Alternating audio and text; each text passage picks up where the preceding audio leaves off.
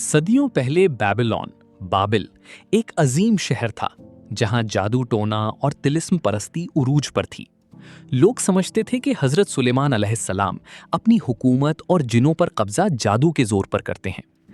شیطان نے جادو کی کتابیں لکھ کر حضرت سلیمان علیہ السلام کے تخت کے نیچے چھپا دی تھیں تاکہ انہیں بدنام کریں۔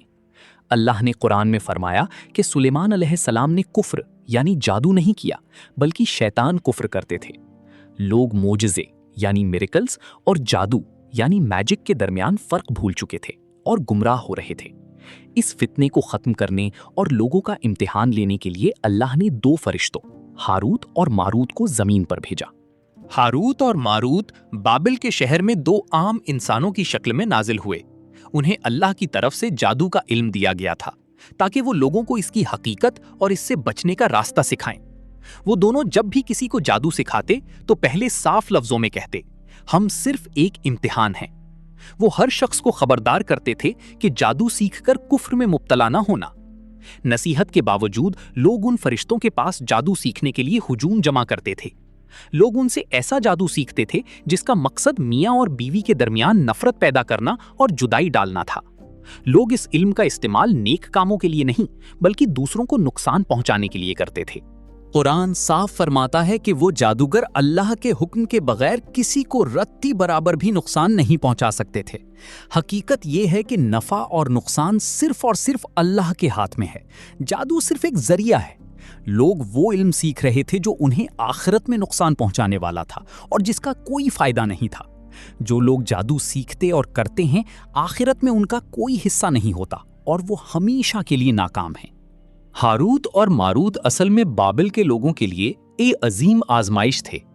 فرشتے معصوم ہوتے ہیں، انہوں نے کوئی گناہ نہیں کیا بلکہ وہی کیا جس کا اللہ نے انہیں حکم دیا تھا۔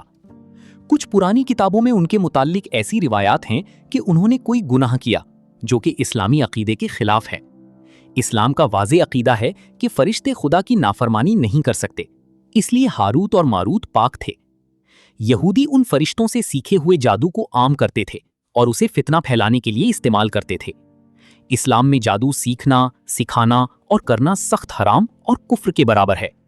جادوگری میں شیاطین اور جنات کی عبادت یا ان سے مدد لی جاتی ہے جو شرک اجلی ہے۔ جب لوگوں کو پتہ چل گیا کہ جادو فرشتوں کے ذریعے ایک آزمائش تھی تو سچی ذات واضح ہو گئی۔ اس واقعہ سے ثابت ہو گیا کہ حضرت سلیمان علیہ السلام جادوگر نہیں بلکہ خدا کے سچے نبی تھے۔ حضرت سلیمان کو ہواؤں، جنوں اور جانوروں پر حکومت اللہ نے بطور معجزہ دی تھی۔ شیطان آج بھی لوگوں کو جادو اور کالے جادو کے چکر میں ڈال کر ان کا ایمان خراب کرتا ہے۔ بابل کی وہ عظیم سلطنت اور شہر اپنی بدعملیوں اور جادوگری کی وجہ سے تباہ و برباد ہو گیا۔ فتنہ ختم ہونے کے بعد باقی رہ جانے والے سچے مومنوں نے سکون کا سانس لیا۔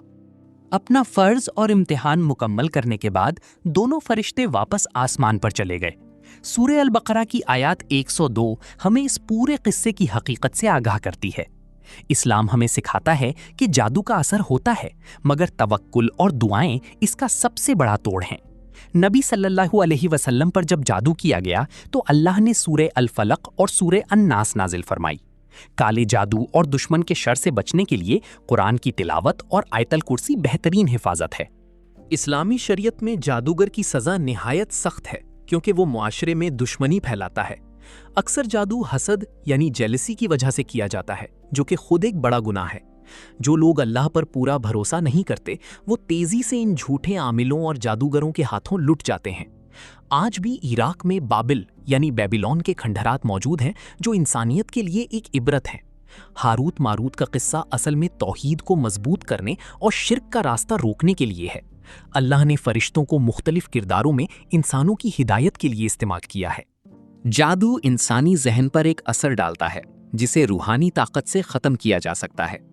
جو شخص شریعت کے خلاف کوئی کام کرے یا جنات کا واسطہ دے وہ کبھی سچا نہیں ہو سکتا۔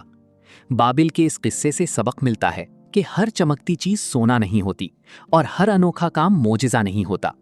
اللہ نے شیطان کے اس منصوبے کو ہمیشہ کے لیے ناکام کر دیا کہ وہ انبیاء پر تہمت لگائے۔ علم اگر نیک نیت سے ہو تو ہدایت بنتا ہے اور لالچ سے ہو تو گمراہی، جیسے جادو۔ یہودی آج بھی ہیکل سلیمانی کی تلاش میں ہیں اور انہی پرانی جادو کی کتابوں پر یقین رکھتے ہیں۔